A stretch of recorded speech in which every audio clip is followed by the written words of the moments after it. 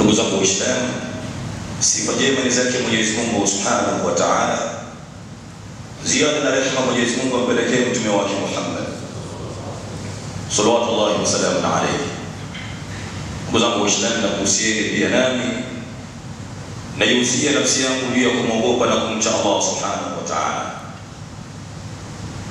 Tukiwa ndani ya mwezi wa Shaabani,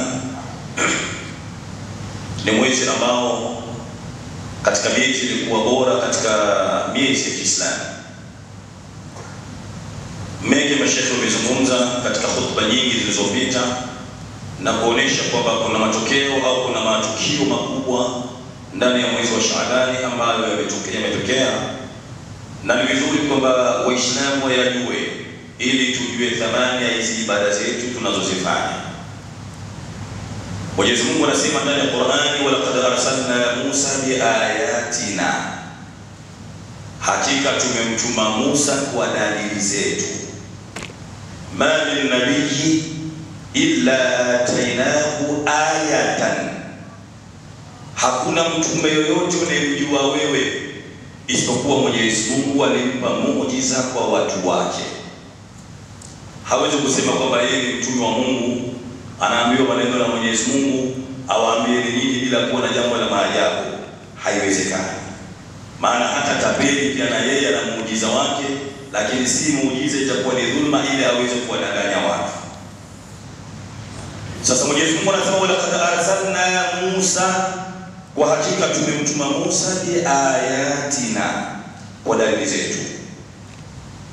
Shabaha kubwa. Mwenyezi Mungu anamwambia an akhrija qaumaka min dhulumati ila nuri, ni kuwatoa watu wako katika kiza cha kutokumjua Allah Subhanahu wa Ta'ala na kuwaleta watu katika nuru ya Uislamu. Sama Allahu al-Islam nura wa thamma nabiyahu nura. Uislamu Mwenyezi Mungu kauita nuru na mtume pia kaitwa nuru. Falaulahu ma kunna wala bakina law ma kana Muhammadun ma kunna fil islam wa ma baqina ala al-hidayah. Kwa Mwenyezi Mungu kumuita mtume nuru, kwamba huu Uislamu tusiyeujua bila ya mtume Muhammad. Ukitaka ndivyo hivyo na ukweli ndio upo hivyo. Sasa Mwenyezi Mungu anamwambia Nabii Musa an akhrija qaumaka min dhulumati ila nur, na kutuma Musa kawatoe watu katika kiza walete katika nuru, katika tauhid ya kumjua Allah Subhanahu wa Ta'ala. Mbele Mwenyezi Mungu akamwambia wadhakiruhum ala wazni fa'ala ala mubalagha, na endelea Musa kuwakumbusha watu zaidi. Wadhakiruhum bi ayyamillah, endelea Musa kuwakumbusha watu zaidi kunako masiku yake Allah Subhanahu wa Ta'ala. Mungu hapa duniani ana masiku yake Uislamu. Mungu hapa duniani ana sehemu zake ambazo ni bora, na ana masiku yake pia hapa duniani ni bora kuliko masiku mengine yoyote. Al-Imam Ibn Qayyim al-Jawziyya rahimahullah anasema inna afdala yawma min usbu'i, hakika siku bora katika wiki yawmul jum'a ala sa'il al-ayyam. Hakuna siku iliyokuwa bora katika wiki kama siku ya Ijumaa kunako masiku mengine yote. Na ndio maana Rabbuna Subhanahu akasema idha nudiya lis-salati min yawmil jum'a fas'au ila dhikrillah, kwamba Ijumaa inapokuwa imefika au Ijumaa itakapokuwa imenadiwa, ukiwa hata una biashara ya mabilioni, acha na ufanye haraka kuelekea Mwenyezi Mungu Subhanahu wa Ta'ala. Hadha huwa al-fadl yawm al-jum'a. Hali kadhalika ukitazama mwezi mtukufu wa Ramadhani ni mwezi uliokuwa bora ala sairi shuhur kuliko miezi mingine.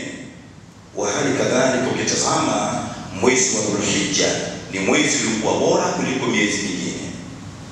Tazama siku ya Lailatul Qadr, ni siku iliyokuwa bora kuliko masiku mengine ya mwezi mtukufu wa Ramadhani, maadama masiku yote ni bora. Sasa Mwenyezi Mungu anamwambia Nabii Musa, wadhakiruhum bi ayyamillah, wakumbushe watu kunako masiku yake Allah subhanahu wa ta'ala. Limadha tudhakiruhum, kwa nini tunakukumbusheni? Ili mpate kujua fadhila haya masiku. Yaweza kutokea ukafanya maasi katika masiku haya, dhambi zake zikawa ni nzito kuliko al-asajil al-ayyam, kuliko masiku mengine. Mashekhe wamezungumza ndani ya mwezi wa Shaabani, ndani yake kulikuwa kuna at-tahwilul qibla, kilibadilishwa qibla. Katika riwaya zinazozungumza za imamu kwamba Mtume sallallahu wasallam alayhi ndani ya miezi 16 alisali kuelekea Baitul Muqaddas, na ule msikiti ndani yake kuna siri kubwa sana.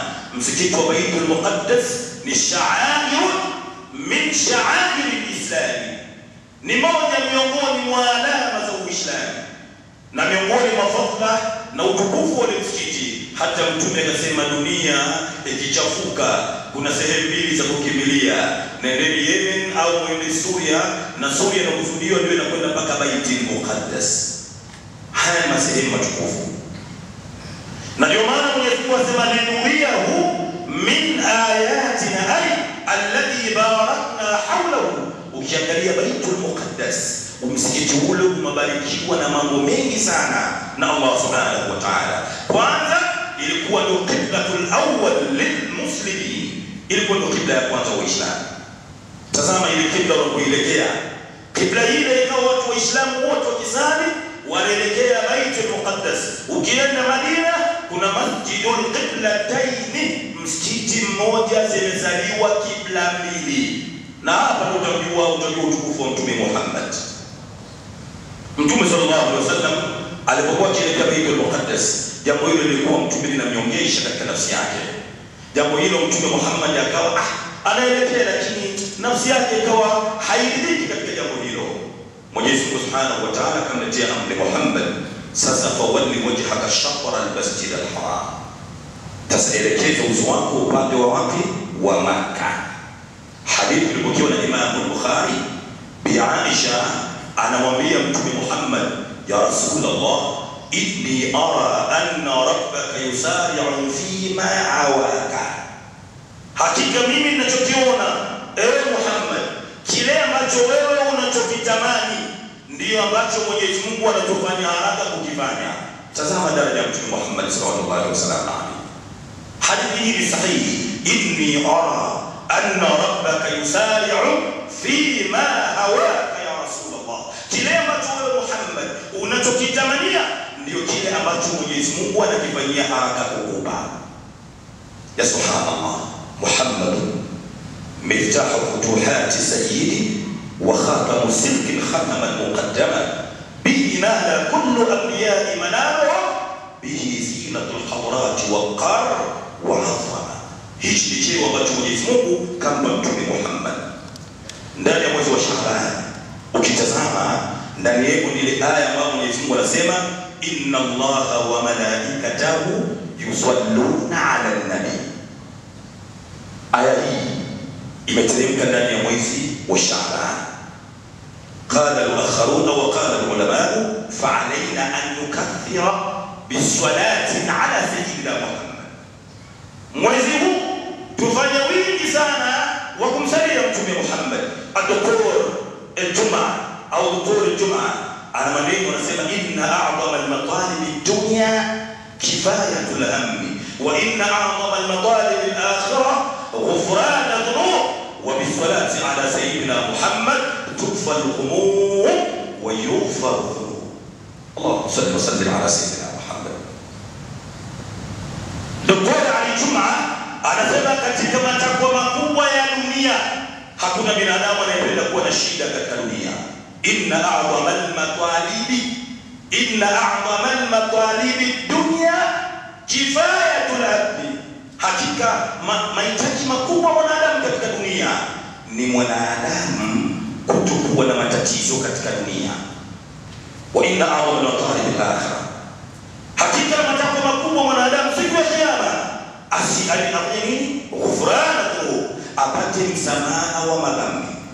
Dr. Ali Juma akasema wa bisalati ala sayyidina Muhammad tukfa al-ghumur wa ghufran al-dhunub. Kwa kumsalia mtume Muhammad, swala ya mtume inaondosha majeki katika maisha.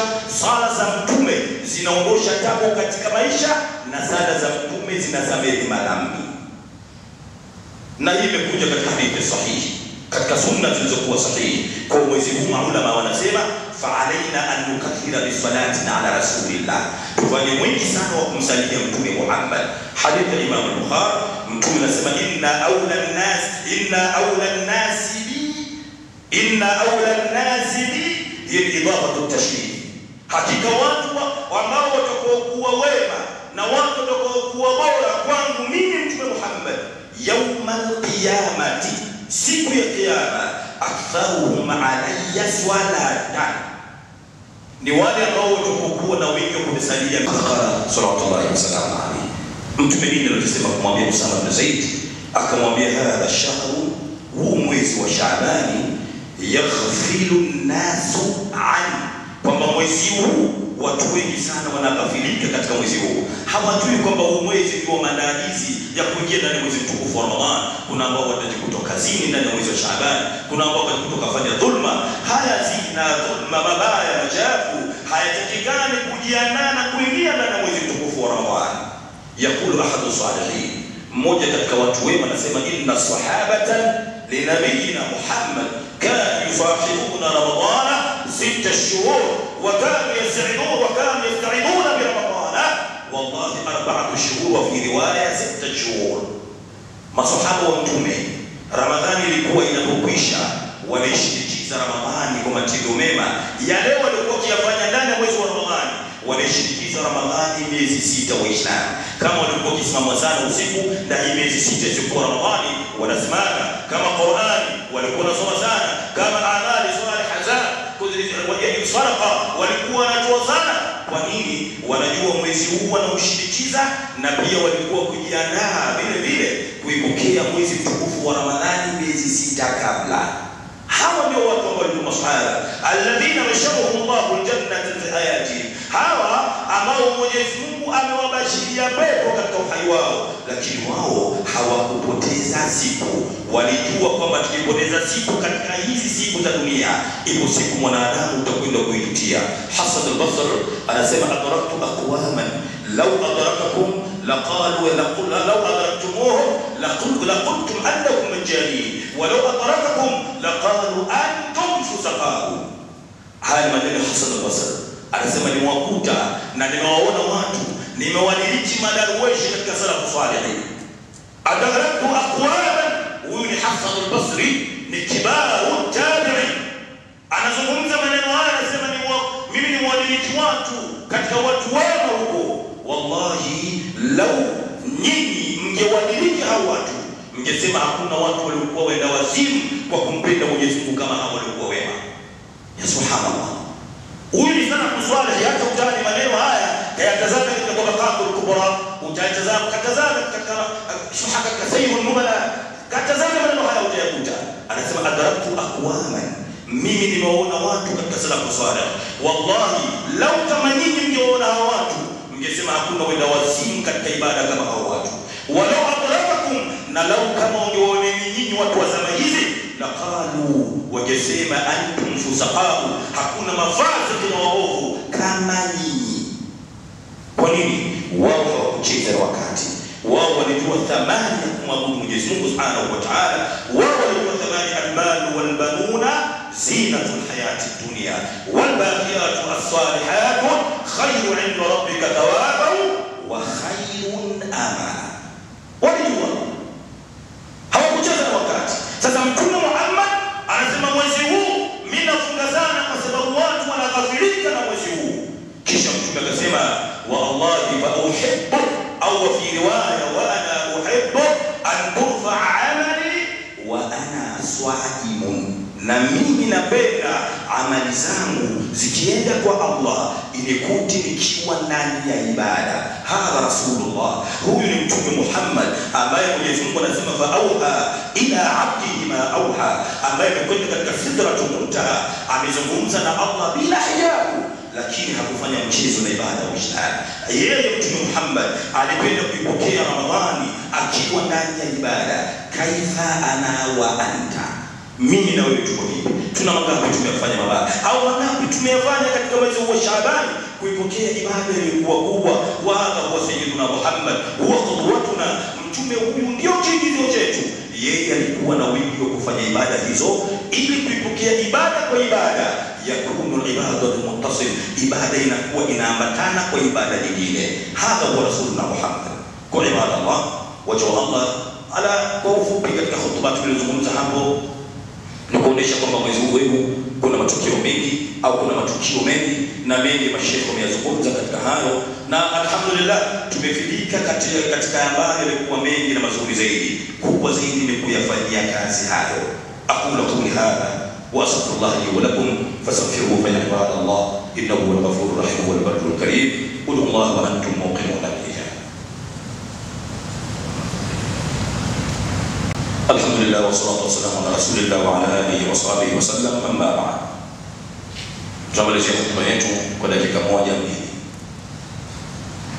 Al-Dr. Hifdhuz rahimahullah ana maneno anasema, sasa hivi tuko ndani ya Shaaban, la budda an nastaqbila Ramadhana bimanhaji jadid.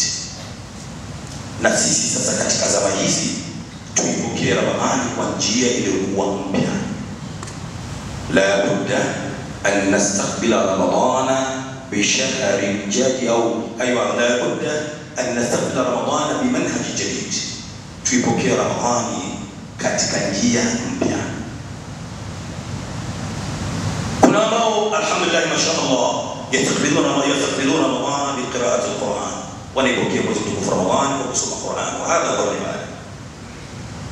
Kuna wengine ambao yastaqbiluna Ramadhana bisiyam, kwa kufunga. Alhamdulillah, hadha huwa jaa bi sunnati nabiyina Muhammad sallallahu alaihi wasallam. Kuna ambao wanapokea Ramadhani bi kathrati istighfar wa bi salati ala sayyidina Muhammad. Kuna ambao wao wanapokea Ramadhani kwa kufanya wingi sana kumtaka Mwenyezi Mungu msamaha na vile vile kufanya wingi wa kumsalia Mtume Muhammad. La budda ana wa anta, hapana budi mimi na wewe an nastaqbila Ramadhana bimanhaji jadid. Tutafute njia mpya na sisi sasa ili tuweze kuipokea Ramadhani. Wama njia hii ya Uislamu, wallahi as-sulhu bainana, tufanye sulhu kati yetu sisi wote, tutengeneze. Uwezi kuongea na Ramadhani wewe na baba yako hamzungumzi, wewe na kaka yako hamsemi, wewe na ndugu yako mmepezana, mimi nikifa kama utaugusa mwili wangu basi mwili ujikunje.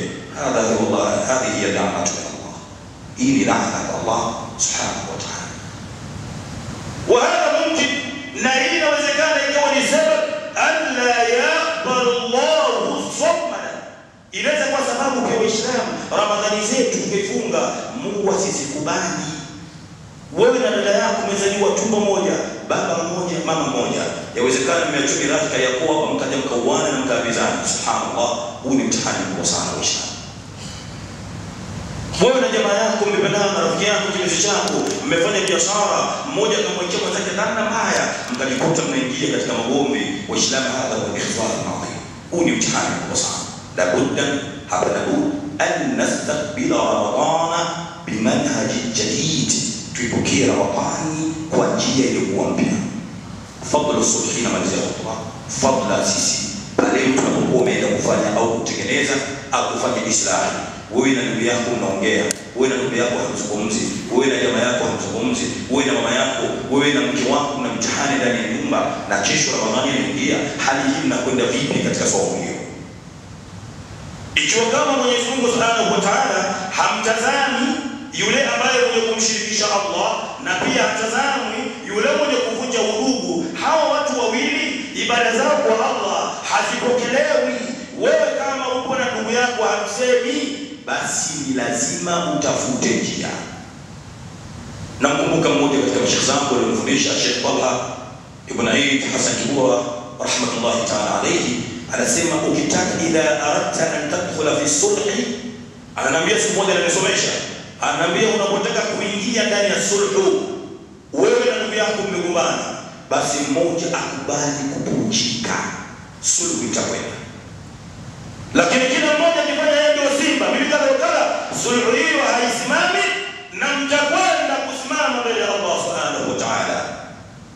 Hasan al-Basri anasema thalathun ashya'un la yamurruhunna 'ala as-sirati, mambo matatu hayawezi kupita katika sirati siku ya kiyama mpaka yaulizwe na Allah. Jambo la kwanza ni yule atakayekata udugu. Kiwa katika ile sirati bado unasimamishwa, aya tuambie kwa nini ulikata udugu na kwa nini ulikataa kutengeneza sulhu. Kwa ndugu zangu Waislamu, huu ni mwezi ambao Mtume Muhammad amejiandaa kufanya matendo yaliokuwa mazuri na amefunga sana, na sisi tufunge. Kama tuna magomvi sisi na wake zetu, sisi na ndugu zetu, fa'alaina an natasalah bainana, lazima tutengeneze sulhu kati yetu. Na malizi aya Mwenyezi Mungu anasema la khayra fi kathirin min najwahum illa man amara bi sadaqa, hakuna heri au hapana heri katika mazungumzo mengi na kusemezana kwingi kwa siri kati ya mtu na mtu. Heri ya mazungumzo ni wale ambao watu watakupeana siri au kuzungumza kutengeneza au subhanallah, ni yule ambaye atakuwa anaambiana na mwenzake kuhusu masala ya sadaqa. Yani wewe kama unakwenda kwa mwenzako, bado ndugu yangu kadha wakadha, tuseme mimi na wewe muizungumzie sadaqa kwa sababu ina maslahi katika Uislamu. Au maarufi, au unakwenda kuzungumza na mwenzako, mzungumzie mambo yaliyokuwa mema, mambo mazuri. Ndugu yangu, mimi na wewe nimekuita tuzungumze mimi na wewe, sikuone wewe kama uko karibu na Mwenyezi Mungu Subhanahu wa Ta'ala, upo mbali na Allah Subhanahu wa Ta'ala, umemsahau Mwenyezi Mungu Subhanahu wa Ta'ala. Wala takunu kalladhina nasullaha fa ansahum anfusahum, ona kwenye kundi hilo ambalo wewe utakuwa umemsahau Mungu, pia na Mungu akutupilia mbali na rehema zake. Au islahi baina an-nas, jambo lingine ni watu kukaa chini na kufanya islahi. Sisi kwa sisi tumekoseana kama binadamu, al-kamalu lillah, ukamilifu ni wake Allah, tutengeneze islahi. Mwenyezi Mungu anamalizia kusema katika aya hii, wallahu subhanallah, wa man yaf'al dhalika, yule ambaye atakayoyafanya hayo mambo matatu yaliyotanguliwa, Mwenyezi Mungu anasemaje?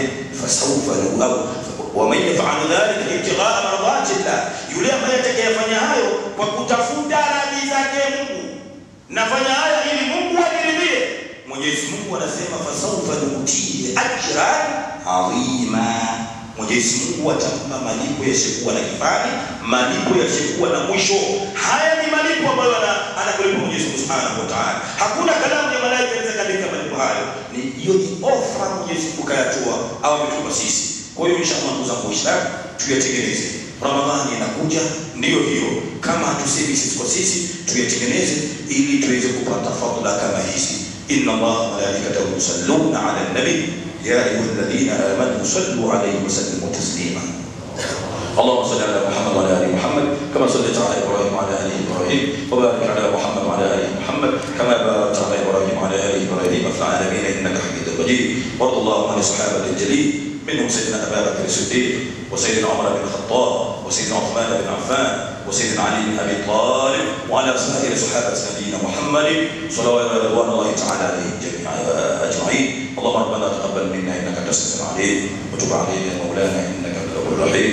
ربنا ظلمنا انفسنا وان لم تغفر لنا وترحمنا لنكونن من الخاسرين. اللهم اغفر للمؤمنين والمؤمنات والمسلمين والمسلمات الاحياء منهم والاموات برحمتك يا ارحم الراحمين. صلى الله على نبينا محمد وعلى اله